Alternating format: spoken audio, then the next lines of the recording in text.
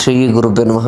ವೀಕ್ಷಕರೇ, ಆಗಸ್ಟ್ 17ನೇ ತಾರೀಕು ಶ್ರಾವಣ ಮಾಸದ ಪ್ರಥಮ ಹಬ್ಬ ಅಂತ ಹೇಳ್ತೀವಿ. ಶ್ರಾವಣ ಮಾಸದಲ್ಲಿ ಬರ್ತಕ್ಕಂಥ ಪ್ರಥಮ ಹಬ್ಬ ಅಂದರೆ ಅದು ನಾಗರ ಪಂಚಮಿ ಅಂತ ಹೇಳ್ತೀವಿ. ನಾಗರ ಪಂಚಮಿ ದಿನ ನಾಗದೇವರ ಹಾಗೂ ಈಶ್ವರನ ವಿಶೇಷ ಕೃಪೆ ಪಡೆದು ಜಾತಕದಲ್ಲಿರ್ತಕ್ಕಂಥ ಕಾಳಸರ್ಪದೋಷ, ಕರಿಕಾಳಸರ್ಪದೋಷ ಹಾಗೆ ನಾಗದೋಷವನ್ನು ನಿವಾರಣೆ ಮಾಡಿಕೊಳ್ಳಲು ಇದು ಅತ್ಯಂತ ಶುಭಕರ ಸಮಯವಾಗಿರುತ್ತೆ.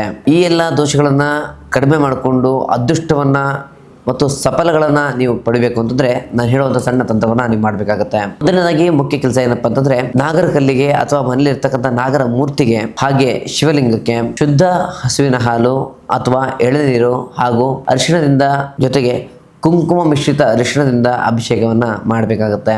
ಈ ಒಂದು ಮೊದಲ ಕೆಲಸ ಮಾಡೋದ್ರಿಂದ ಜಾತಕದಲ್ಲಿರ್ತಕ್ಕಂಥ ನಕಾರಾತ್ಮಕ ಶಕ್ತಿಗಳು ದೂರ ಆಗುತ್ತೆ. ಇನ್ನು ಎರಡನೇದಾಗಿ ನಾಗದೇವರ ಮೂರ್ತಿ ಚಿತ್ರಕ್ಕೆ ಅರಿಶಿಣ, ಕುಂಕುಮ ಮತ್ತು ಶ್ರೀಗಂಧವನ್ನು ಹಚ್ಚಿ ಕೆಂಪು ಮತ್ತು ಹಳದಿ ಹೂಗಳನ್ನ ಅರ್ಪಿಸಿ. ಇನ್ನು ನಾಗರ ಪಂಚಮಿ ದಿನ ಸಾಂಪ್ರದಾಯಿಕವಾಗಿ ಅಕ್ಕಿಯ ತಂಬಿಟ್ಟು ಜೊತೆಗೆ ಎಳ್ಳು ಉಂಡೆ, ಹಾಲು, ಬೆಲ್ಲವನ್ನ ನೈವೇದ್ಯವಾಗಿ ನಾಗದೇವರಿಗೆ ನೀಡೋದ್ರಿಂದ ಮನೆಯಲ್ಲಿ ಸಕಲ ಸಂಪತ್ತು ಮತ್ತು ಧಾನ್ಯ ವೃದ್ಧಿಯಾಗುತ್ತೆ.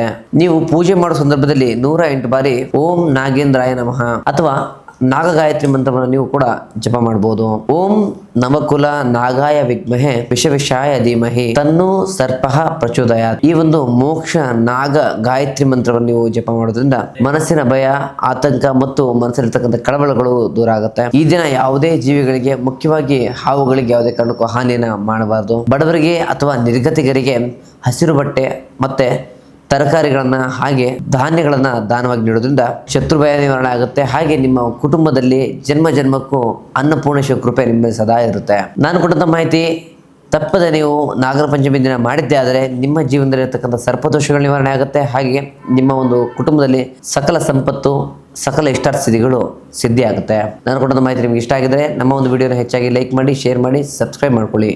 ಹಾಗೆ ನಿಮ್ಮ ಜೀವನದಲ್ಲಿ ಇರ್ತಕ್ಕಂಥ ಯಾವುದೇ ಕಠಿಣ ಗುಪ್ತ ಸಮಸ್ಯೆಗಳ ಪರಿಹಾರಕ್ಕೋಸ್ಕರ ಸ್ಕ್ರೀನ್ ಮೇಲೆ ಕಾಣ್ತಕ್ಕಂಥ ನಂಬರ್ಗೆ ಕರೆ ಮಾಡಿ ನಮ್ಮನ್ನು ನೇರ ಭೇಟಿಯಾಗಿ ನಿಮ್ಮ ಸಮಸ್ಯೆನ ಪರಿಹಾರ ಮಾಡ್ಕೊಳ್ಳಿ. ಮುಂದಿನ ವಿಡಿಯೋದಲ್ಲಿ ಸಿಗೋಣ. ಧನ್ಯವಾದಗಳು.